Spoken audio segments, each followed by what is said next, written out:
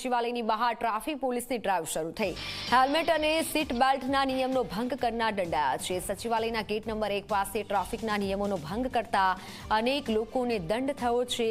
Traffic નિયમોનું પાલન ન કરવા બદલ બહાના આપતા પણ લોકો જોવા મળ્યા છે। રાજ્યભરમાં રોડ સેફટી અભિયાનનો ગાંધીનગરથી પ્રારંભ કરાયો છે। ગાંધીનગરના સચિવાલયથી ટ્રાફિક પોલીસે ડ્રાઈવ શરૂ કરી છે। જે પણ કર્મચારીઓ આવી રહ્યા છે તે લોકો પાસેથી જો તે લોકોએ નથી હેલ્મેટ પહેર્યું તો દંડ વસૂલવામાં આવી રહ્યો છે। જોકે લોકો પણ અવનવા બહાના આપતા જોવા મળ્યા હતા। નિયમોનું પાલન ન કરનારને દંડ ફટકારવામાં આવ્યો છે। આજે જૂના સચિવાલય અને સચિવાલયના ગેટ જે 1 નંબર છે ત્યાં આગળ ડ્રાઈવ કરી રહ્યા છીએ અને પોલીસ સાથે સંકલનમાં રહી અને આરટીઓ દ્વારા અને પોલીસ દ્વારા ડ્રાઈવ કરવામાં આવી રહી છે। હેલ્મેટને લગતી ખાસ ધ્યાન આપવા કહ્યું છે અમને ઉપરથી, કારણ કે સરકાર સતત આમાં અભિપ્રાય કરતી હોય છે કે ભાઈ અકસ્માતથી આપણે જેટલા શક્ય હોય એટલા અકસ્માત નિવારી શકીએ કઈ રીતના, તો એના માટે રોડ સેફટીના મંથની પણ ઉજવણી કરે છે। દરેક જગ્યાએ પેમ્પલેટનું પણ વિતરણ કરવામાં આવે છે। સ્કૂલો કોલેજોમાં પણ એનું અભિયાન ચલાવી અને પ્રોજેક્ટ અંતર્ગત બતાવવામાં આવે છે પીપીટી દ્વારા।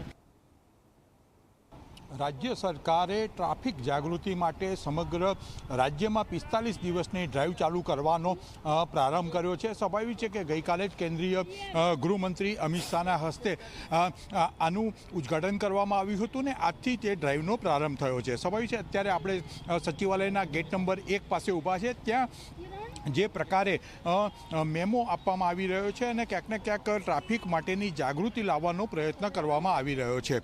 જે પ્રકારના દ્રશ્યો આપ સીધી રીતે જોઈ રહ્યા છો એ દ્રશ્યો અંતર્ગત જે ટ્રાફિકના નિયમોનું ઉલ્લંઘન કર્યું છે એટલે મેમો આપવાની કામગીરી થઈ રહી છે।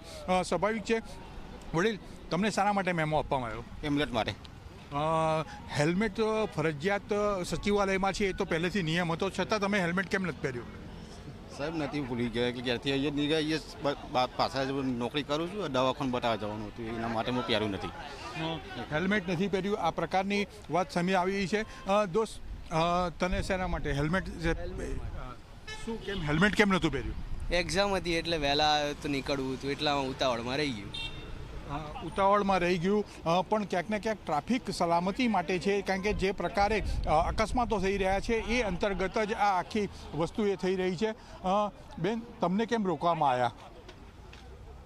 અત્યારે મારી વાત નથી, મારે કોર્ટે જવાનું મોડું થાય છે। ક્યાંક ને ક્યાંક મોડું થાય છે એ પ્રકારની વાત આવી રહી છે, પણ જે લોકોએ ટ્રાફિકના નિયમોનો ભંગ કર્યો છે એ અંતર્ગત આ પ્રકારે દંડ કરવાની કામગીરી કરવામાં આવી રહી છે। ચોક્કસ આજે 45 દિવસની જે ડ્રાઈવ છે એ ડ્રાઈવ અંતર્ગત સીધી રીતે જોવા જઈએ તો પ્રથમ તમામ લોકોને તક આપવામાં આવશે। રાજ્યમાં અન્ય જગ્યાએ જે ડ્રાઈવ થશે એમાં ગુલાબ આપવાની વાત છે, પણ સચિવાલયના કર્મચારીઓ છે કે જે લોકો નિયમ બનાવે છે એ જ લોકો નિયમ તોડે છે, એટલા માટે તેમને સીધો મેમો અને દંડ ભરવાની અહીંયા વ્યવસ્થા કરવામાં આવી છે કે ફરી પાછો આ પ્રકારે ટ્રાફિક નિયમોનો ભંગ ન કરે। કેમેરામેન રમેશ ટુડિયા સાથે હિતલ પારેખ, જી।